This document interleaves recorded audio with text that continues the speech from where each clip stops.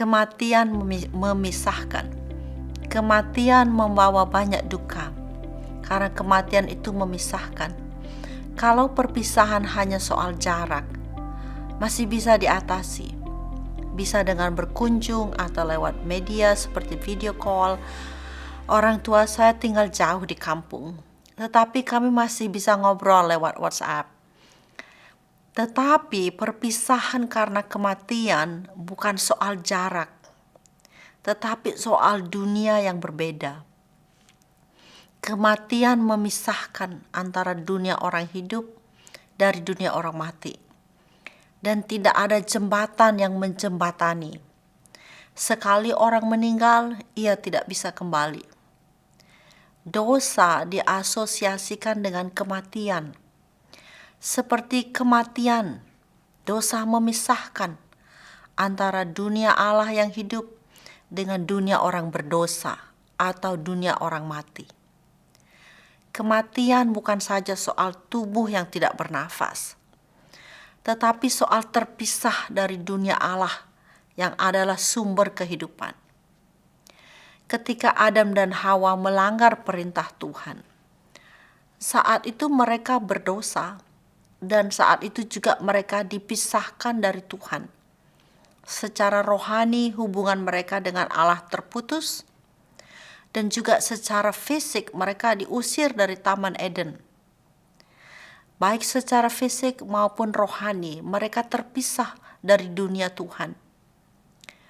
Lalu Tuhan Allah mengusir dia dari Taman Eden, supaya ia mengusahakan tanah dari mana ia diambil. Kejadian 3 ayat 23. Kita tahu dari kitab Kejadian pasal 3 ayat 1-6. Berdosa berarti berpihak kepada iblis. Karena iblis yang berinisiatif menggoda Hawa. Dan Hawa menuruti keinginan iblis.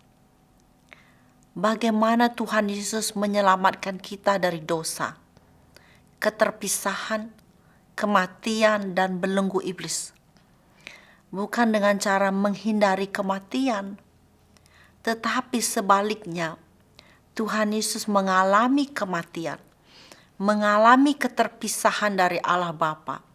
Mungkin Anda masih ingat ketika Tuhan Yesus berseru dari atas kayu salib, Eli, Eli, lama sabatani. Artinya, Allahku, Allahku, mengapa engkau meninggalkan aku?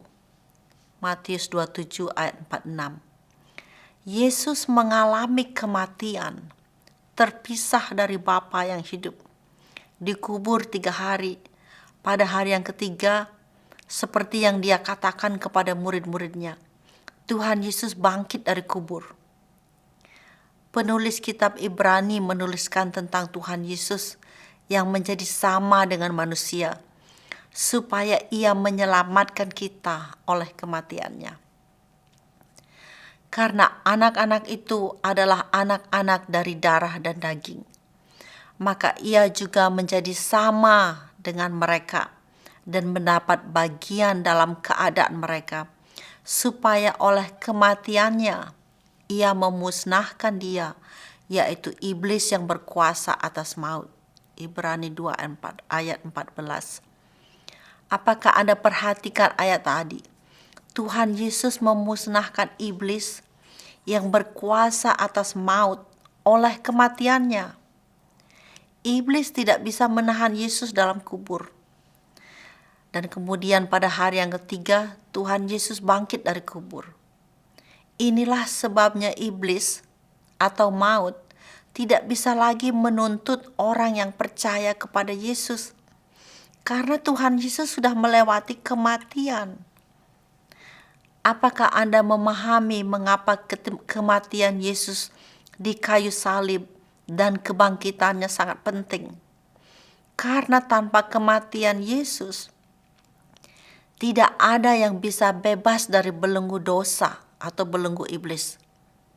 Tanpa kematian Yesus, tidak ada pengampunan dari Tuhan. Hanya ketika dosa kita diampuni, kita kembali dipersatukan dengan Tuhan di dalam Kristus.